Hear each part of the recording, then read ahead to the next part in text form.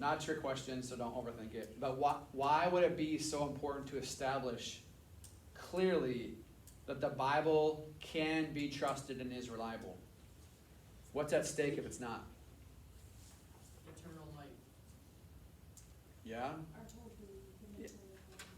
The whole Christian way of life is at stake. Meaning, if as we go through this, if you're not convinced that the Bible is trustworthy, in other words, if you think the Bible can't be trusted, if you don't think the Bible is reliable, then it wouldn't matter what I tell you about the Bible.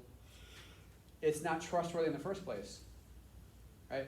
On the other hand, if I can show you that it's logical, reasonable, and the Bible is trustworthy, there's nothing of more importance in your life. Literally nothing. No sport, no relationship, not even your own family is more important than the Bible if I can show you how reliable and trustworthy it is. With that in mind, there's a lot on the line here. There's a lot at stake. So to establish the Bible's reliability is an incredibly important topic. We're going to start talking about it, or continue talking about it from from the Case for Christ, starting on page 54. So if you turn with me to page 54 of your textbooks, we started talking about this last week. Actually, before I go to page 54, go to page 53. There's a brief introduction, a brief illustration used here on page 53 that involves Elvis and the National Enquirer. What did we say about that last week? We started talking about this. What did we say about the National Enquirer and Elvis? Abby? Diane? Yeah, some people think he's not there and he died. Some people think that Elvis is still alive, which you couldn't possibly come to that conclusion if you consult a credible source. This is part of the point. I was just in the store the other day. They still sell the National Enquirer. It's still a thing. If you've never seen it, still don't know what I'm talking about, all you got to do the next time you're in Walmart, Target, most stores, Publix, look at, by the register, cash register, the most likely they'll have a copy of the National Enquirer. The National Enquirer is a magazine that comes up with crazy headlines like Donald Trump has a secret son that he never knew about, who's African American, has 7 heads, 15 toes, and is related to Elvis. Like something crazy like that, like something totally outlandish. People will read it and be like, really? Let me just take a look at this. Out of curiosity, right? Some people take that stuff as serious, and the reason we're talking about it, the reason why this chapter opens with it, is because it's very important to always be mindful of where information is coming from. Said another way, it's in your best interest to always ask the question, what is the source of this information? Whether it's religion, politics, sports, doesn't matter. Right? You should always be asking yourself the question, who is saying this, and is this person a credible source? Sometimes the answer is yes, sometimes the answer is no, especially in a digital technology age, right, where most of us are on social media. If you're getting your news primarily from Facebook feed, odds are there's a percentage of that that's straight up fake. Odds are, right? Always ask yourself, where is the information coming from? Doesn't matter what you're talking about. And what we're saying here is essentially, oh yeah, right, Jesus died on the cross and rose from the dead. Is that just an ancient example of the National Enquirer? Because it sounds like it. Yeah, man is crucified on the cross. 3 days later, he's alive again. Is that just like a National Enquirer headline, or did it actually happen? Okay? Who is the source of this information? Who is saying that Jesus rose from the dead? And we start the conversation with this. Nico.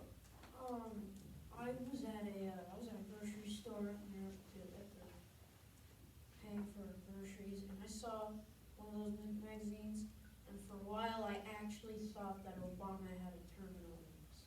Yeah, so they make stuff up nonstop, and they're constantly making up. And I told that to the entire class. The next day.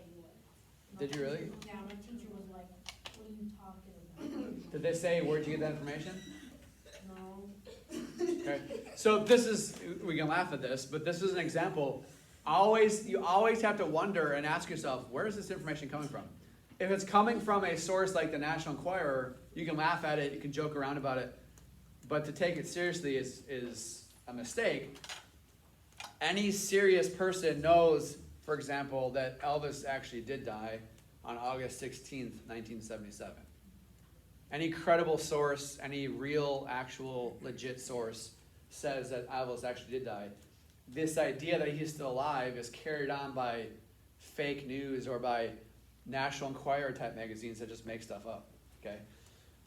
How then do we say, or how should we read or understand this claim that Jesus actually is alive? Like, to this day, Christians believe that he's alive. How can that be, right? It all goes back to, did he die on the cross and did he resurrect? Who is saying this in the first place? Let's start reading this. Some of this will be review, most of this will be new. What I'm going to do is continue what we started last week. We just went up and down the rows and read paragraph by paragraph. That's what I'm going to do again today. Does anyone happen to remember where we left off? Who was the last person to read? Me or her. So we only got this far? Okay.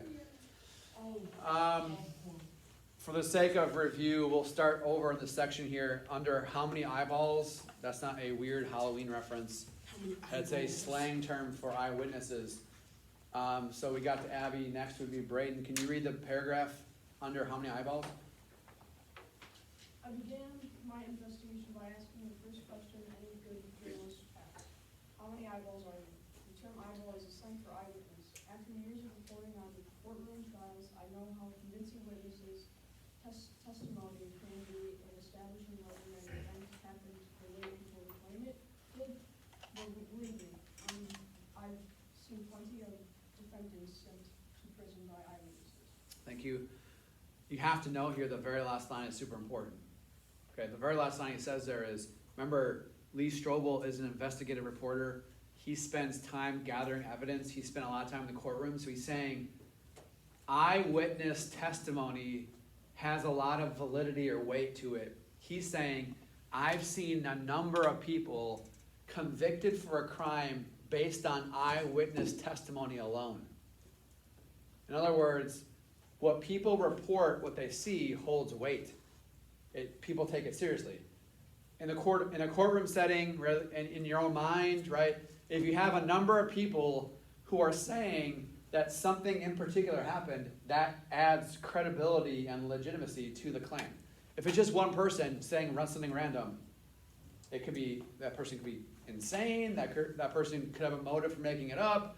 That person could just be like tired or on drugs. It could be a whole number of situations if it's just one person. If there's only one person saying, yeah, I saw Jesus rose from the dead. I saw him alive.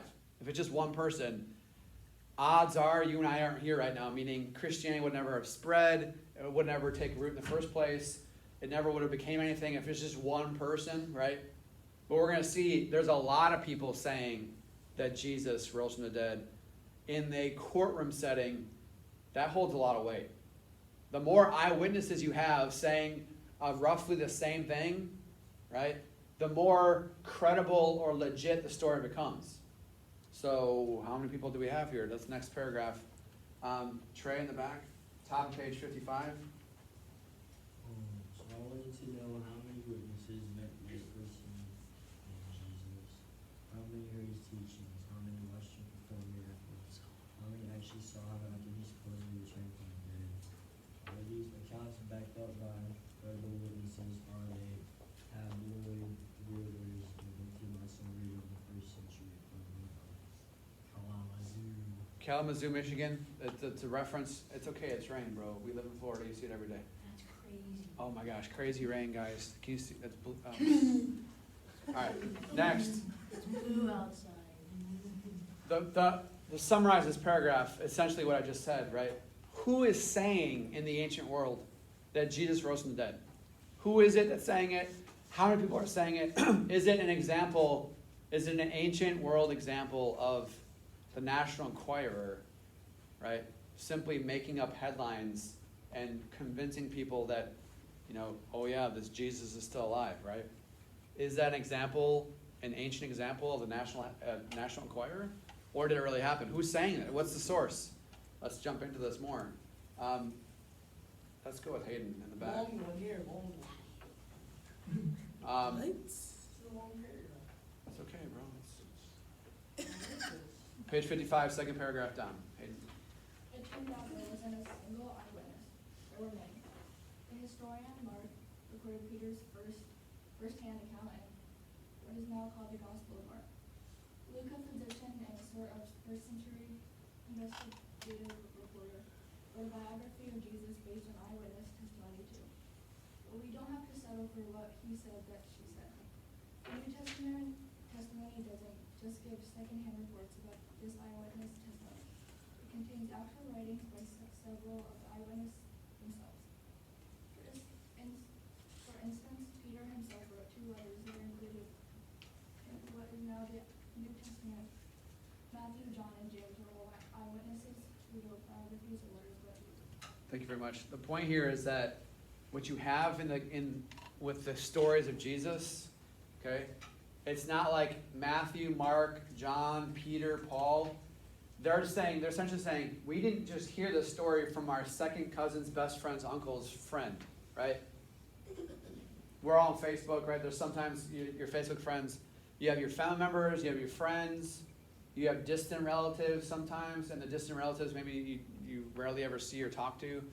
It'd be like, the equivalent would be like, it's not like you're reading this, Jesus rose from the dead. It's not like you got that information from a distant cousin's friend's neighbor's cousin's friend, right? This is direct information, meaning Peter, John, Matthew, Luke, they're saying, we saw this with our own eyes. We didn't just hear it from a random person that knows someone who knows someone, right? We saw it with our own eyes, okay? That's powerful. Next, Sophie, can you read the next 3 shorter paragraphs on page 55? Peter insisted that he was accurately recording first-hand information. We did not follow cleverly invented stories when we told you about the power and coming of our Lord Jesus Christ, Peter. But we were eyewitnesses of his majesty, 2 Peter 1:16. John said he was writing about things which we have heard, which we have seen with our eyes, which we have looked at, and our hands have touched. The New Testament biographies of Jesus aren't just second-hand information, they are based on eyewitnesses' accounts. Thank you very much. Look at how Peter describes this. Okay, if this whole thing is made up, it's not just Jesus who's a crazy liar. Remember, Jesus is either telling you the truth or he's lying or he's crazy, right?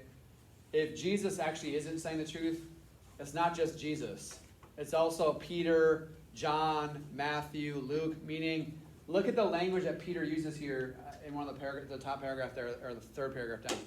He says, we did not follow carefully invented stories, meaning no one's making this up.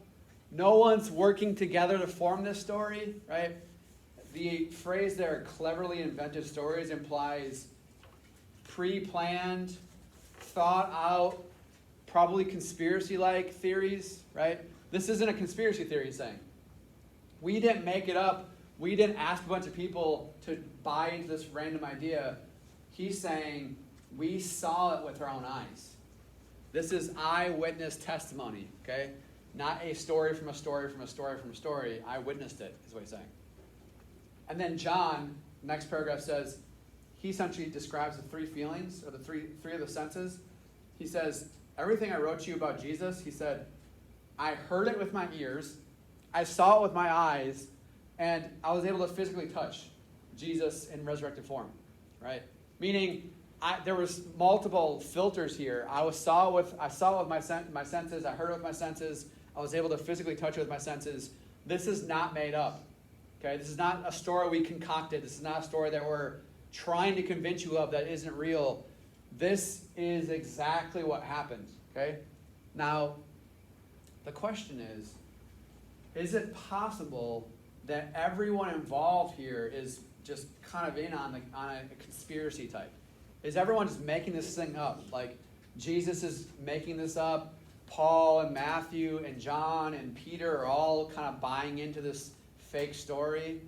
Is it possible that all of these people are lying? It's possible.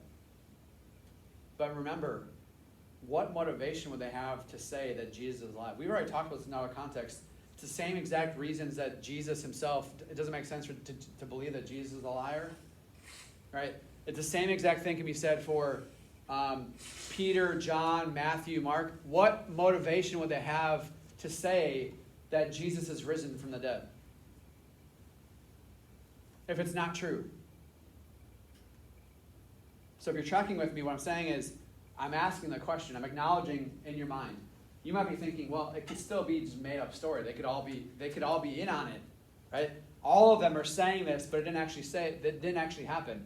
My statement to you would be that's true. It could be possible that they're all lying about this, but if you think about it logically, what motivation would they have to lie about Jesus rising from the dead?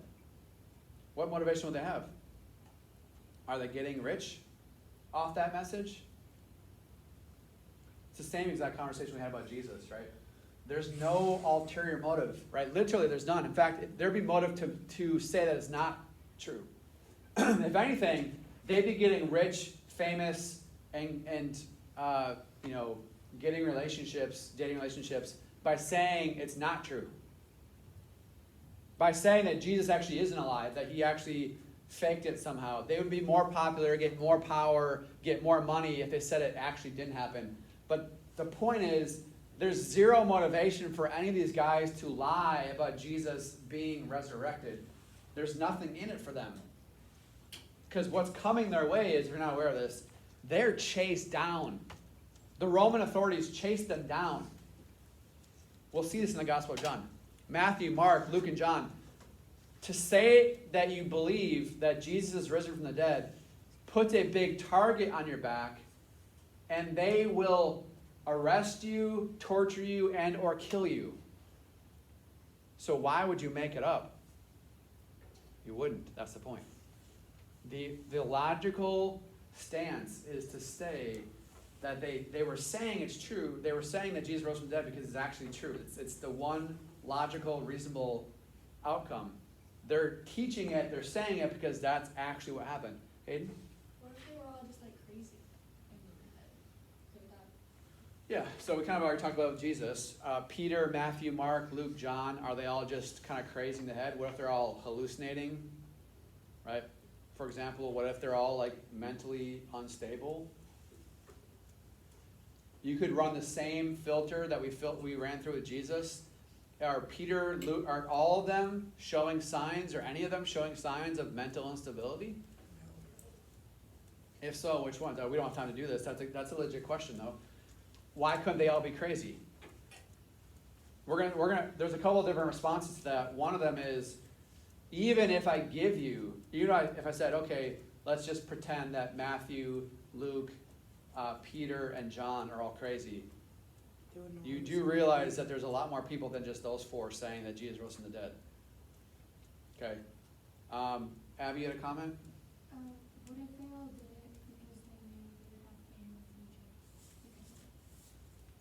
What if they all did it because they knew they would have fame in the future? What if they all did it because they knew they'd have fame in the future? What's the response to that right there, TJ?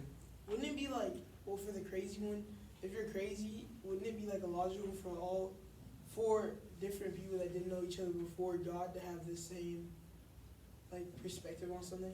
That's not possible. And then for them to think about riches, I mean, I guess they could, but they all end up dying for it. There's no point. So history tells us what happens to them. Literally, none of them are rich. None of them get famous. All of them die for it. I mean, you can look this up yourself. To a man, all of them, none of them are getting rich.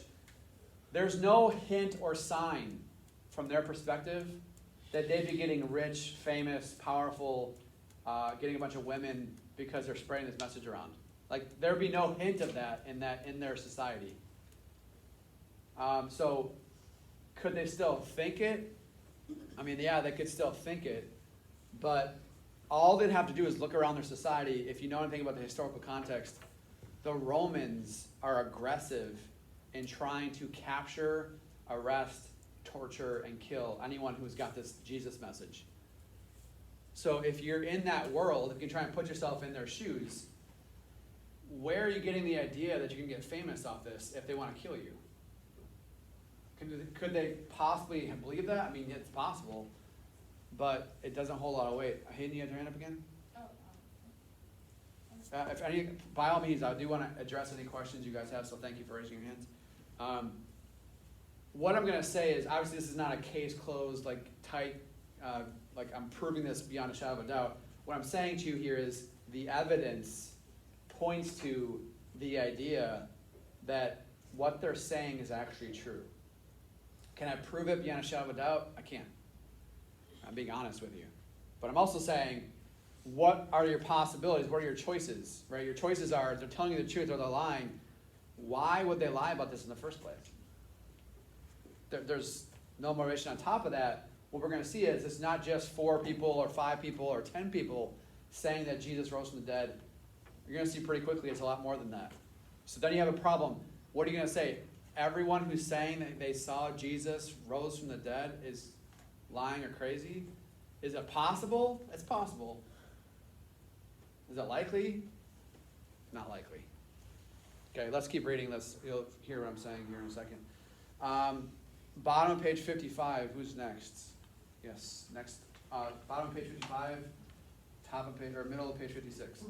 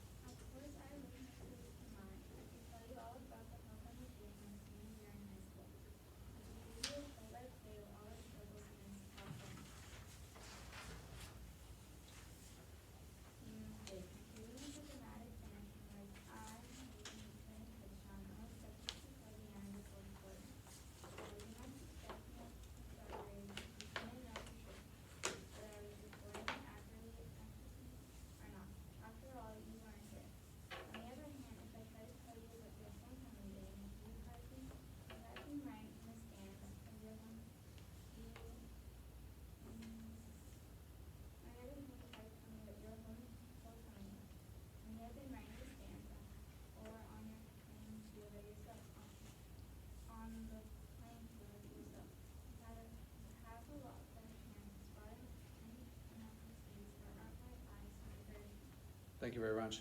Here's the point. Here's summarizing this, if you're tracking with this. It'd be one thing for me to say to you, and this is a powerful point. It'd be one thing for me to say to you, here's what happened at my homecoming game when I was in high school, your age. When I was a senior in high school, this is what happened in my homecoming night. I could tell you in detail what happened. As you listen to my story, you might be thinking, well, that could be true. That might not be true. I wasn't there. In fact, you guys weren't even alive, right? So if I tell you a story about what happened in my life back in my high school days, you might believe me or not believe me based on your interpretation of if you think I'm a credible source or not. It'd be one thing for me to tell you a story about myself. It's a whole other thing for me to try to tell you what happened, for example, on Friday night at the football field. If you were there, I wasn't there, but if you were there at the football game on Friday night, and I try and tell you something about what happened on Friday night, and I say something that wasn't accurate, and you were there, what would it take for you to dismiss my story? Proof. What do you mean? Evidence.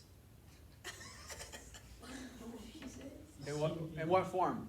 So let me just rephrase this, okay? If you were at the game on Friday night, and I tried to tell you guys, like I'm sharing with the whole class, guys, listen up, this is what happened Friday night. This happened, then this happened, then that person said this, and then this person did this, and I couldn't believe that this happened, right? And you were there, and something that I said is not accurate, what would it take to dismiss my story? And Could you saying that that's not what happened? all it takes is one person standing up and saying, I was there, Mr. Eastman, I don't remember seeing you there, but this part of the story is totally made up. I was there. I witnessed it. What you just said is not accurate. Why are we mentioning this? If the resurrection of Jesus didn't actually happen, you could easily have people coming forward and saying, yeah, time out Matthew, time out John, time out Peter. Your claim that Jesus is alive is totally false.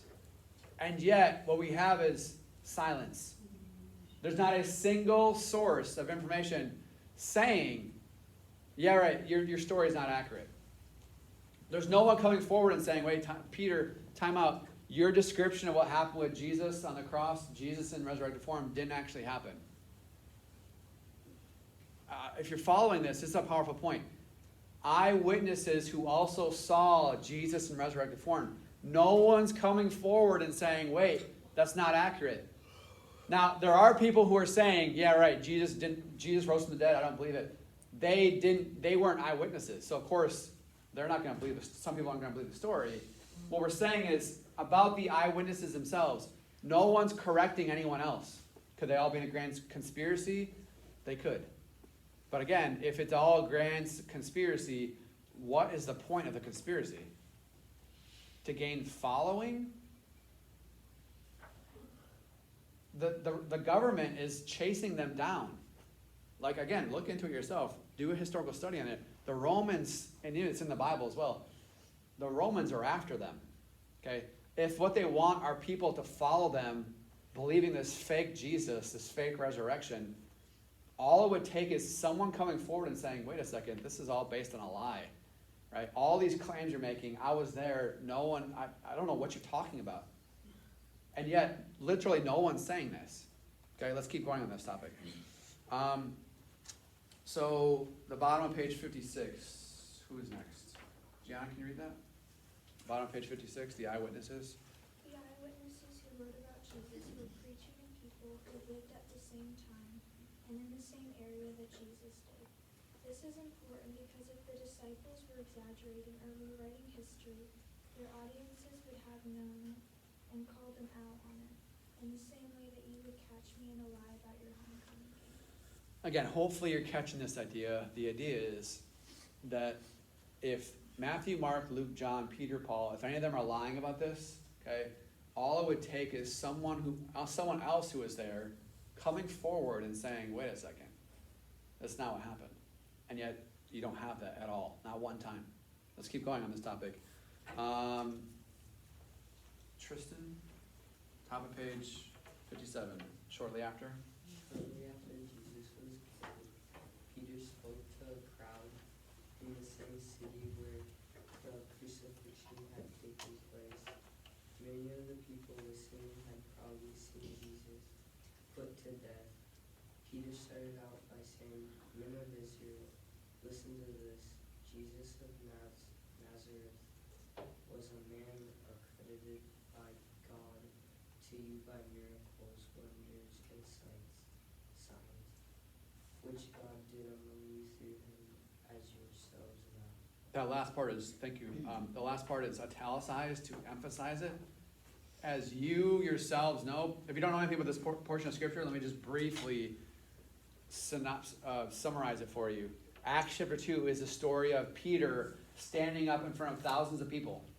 We know it's thousands because at the end of his message to the crowd, 3,000 people come to a saving faith in him, in Jesus. Which means there's probably more than 3,000, right? Peter probably didn't convert the entire crowd, so that means there's more than 3,000 people there.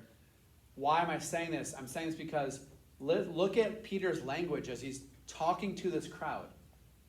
Okay? The language he's using is, you yourselves have seen the power of God. I don't need to convince you of it. You saw it with your own eyes. He's saying, you have encountered Jesus of Nazareth yourself. Lee Strobel saying, odds are the crowd here, a lot of them were somewhere in the vicinity when Jesus was crucified on the cross.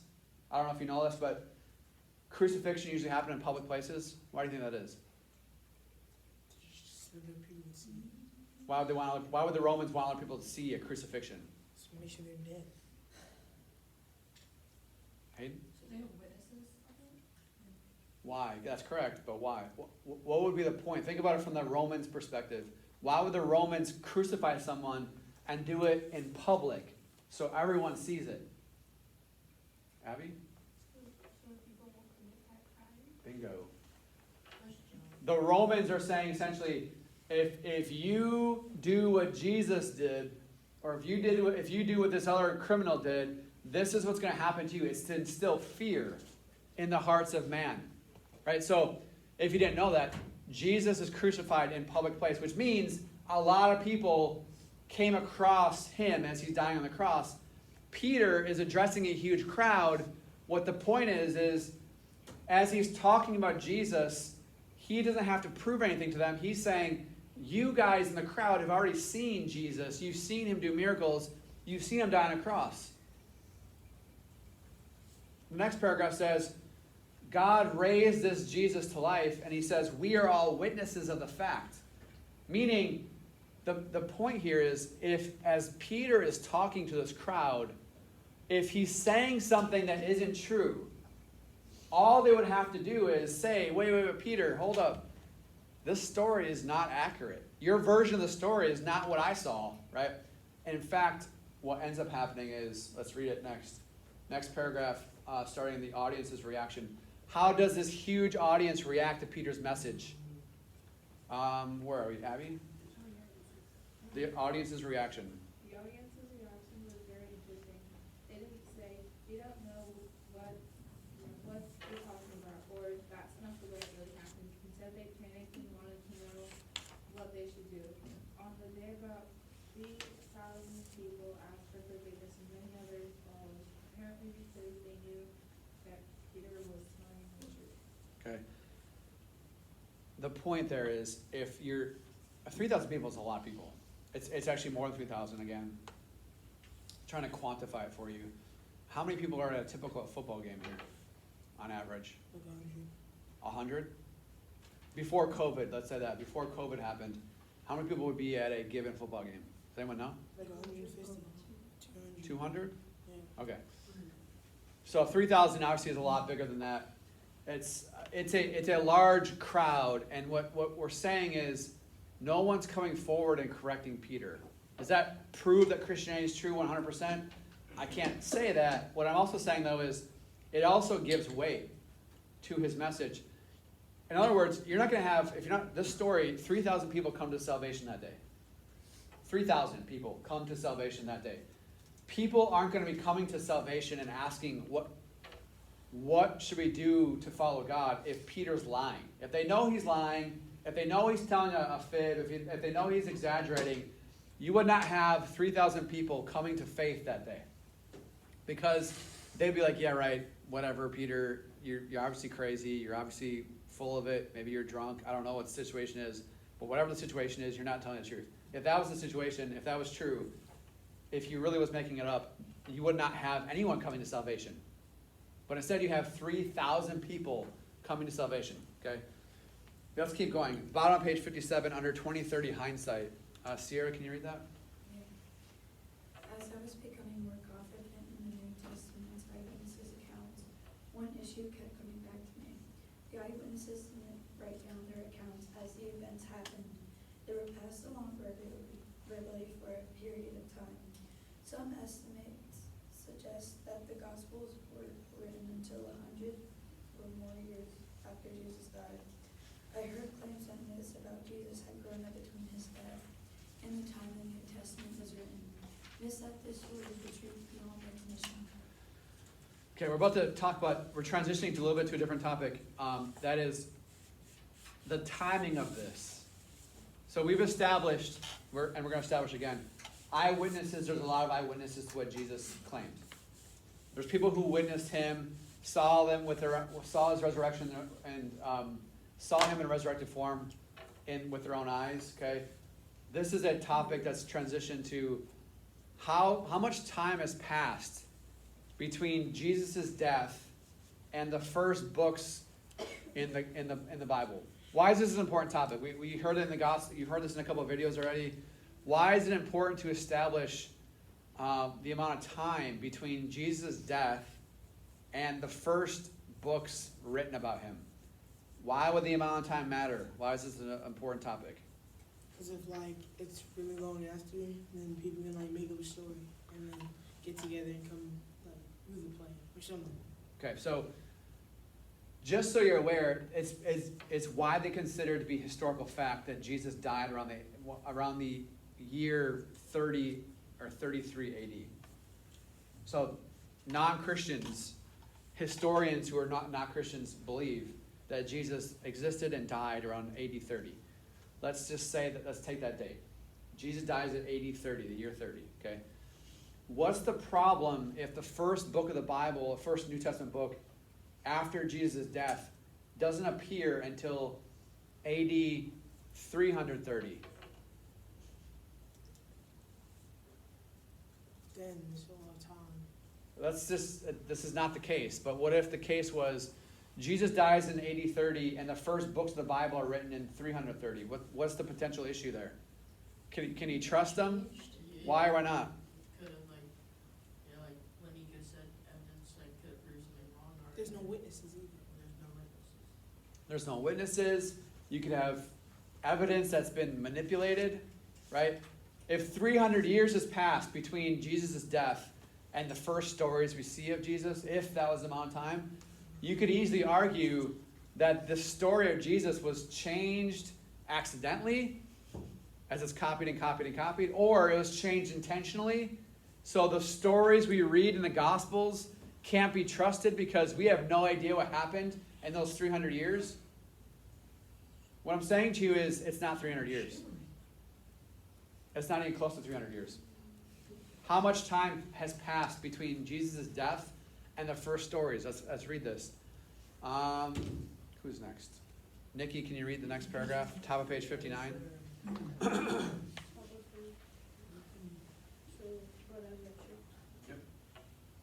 as I checked out the facts, I found out that recent archaeological discoveries have forced scholars to give earlier and earlier estimates about when the New Testament was written. I'm not an expert in archaeology myself. I didn't score that one in the test on either. So I investigated some of the conclusions of people who are. These are archaeological experts. TJ, next paragraph. Dr. William Albright. Yes. Dr. William Albright, who used to direct the American School of Oriental Research in Jerusalem and later taught at Johns Hopkins University, says he convinced that the different books of the New Testament were written 50 years after Jesus died, and more likely closer to 45 years. Another scholar, Craig Blomberg, thinks the time gap was about 30 years between Jesus' death and when Mark wrote his gospel.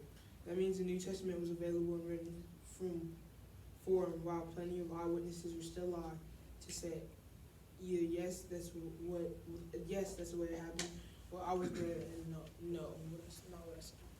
Okay, so the point there is we're not talking about 300 years, we're not talking about 200 years, we're not talking about 100 years. We're talking about, in the worst case scenario, 50 years. Now, let me just illustrate, maybe I can illustrate this way. It's not a perfect analogy, but I think this will be helpful. Let's say you guys are around 15, is that right? 16? Bro, you're a genius. Are you guys around 15 years old? No. Let's okay. Track with me on this one. 13. Okay. Let's just, for the sake of this argument, say that everyone in this room is 15. It's not true, but let's just say everyone in this room is 15. If you witnessed with your own eyes a legitimate miracle, a leg growing back, someone rising from the dead, pick a miracle, whatever miracle would convince you. If you witnessed it at the age of 15, do you think that you could recall it in detail 30 years from now? Yes. Absolutely. Unless something happens to your mind, like you legit have a brain injury or something. Assuming that you're in health, you could recall that information in detail 15, 30 years from now. Abby, you're shaking your head. Why not? I can barely even remember what happened yesterday. Yeah, 30 years. That's just But no. But I'm saying, Something that happened yesterday might not be as important as it will. that's the point. If the point I'm saying is this. Listen up, guys. We're almost done. It'd just be like you remembering your name. I'm saying, listen up carefully, please. So the mirror. TJ, ladies and gentlemen, if you witness something on the scale of a resurrection, like the disciples are all claiming to have witnessed, you could easily recall it in detail 15, 20, 30, 50 years from then. And the idea is, in that world, I don't know if you realize this, but in that world, people were really quick to write stuff down. We live in a digital age now where very few people are writing anything down, right? in that world, in the ancient world, you can bet, and you should know, that if something like a resurrection happened, you'd have a lot of people recording it down in detail, which is exactly what you find. Also, the question may be in your mind, why would the disciples, Matthew, Mark, Peter, John, whoever, why would they wait 30 years? Let's say the number is 30 years. 30 years between Jesus' death and the first books of the Bible. How can you explain why the 30 years exist? Why wouldn't they write it right away? I think one of the videos you watched a couple weeks ago actually touched on this a little bit. Why do you think the disciples would have waited 30 years before they wrote anything down? It sounds like a long time.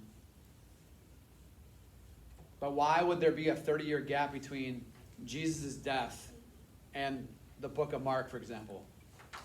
Any guesses as to why 30 years-ish? Why would they wait? Any guesses? Logical, reasonable guesses? Here's the best explanation, I think. The disciples were, and you can read this in the Gospels yourself. The closest followers of Jesus were actually convinced that Jesus would be coming back sooner than later. So they didn't write their books out in detail until later. It's very, very interesting to me that history says that it wasn't until the first martyr, the first person killed for their faith was James, right, in history. Once James was killed, they're like, okay, Jesus hasn't come back yet. We need to start writing this stuff down before it's lost, right? So you see this gap in time because they thought, what's the point of writing all this stuff down in detail? Because Jesus is coming back. He said he was coming back, and they thought he was coming back, right? It wasn't until they started seeing their brothers die for the faith, James and others, okay, now let's start writing it down because Jesus may not come back before we write this down. Abby? Is that the first martyr, like Stephen? In the Bible, yes. In the Bible, the first martyr is Stephen. I'm saying of the 12, the original 12, the first martyr of the 12 is James. But that's correct. Let me show you your memory verses for the week. They're longer this week, okay? Longer this week. It's not all this. It's not all this. It's not all this. Say. But it is about half of it.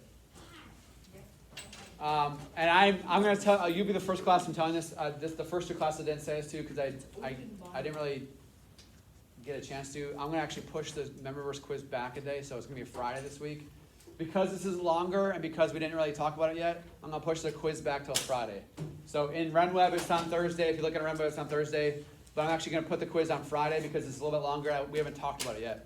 But these are your verses for the week. This will give you an example from the Bible of eyewitnesses. Bye. See you guys.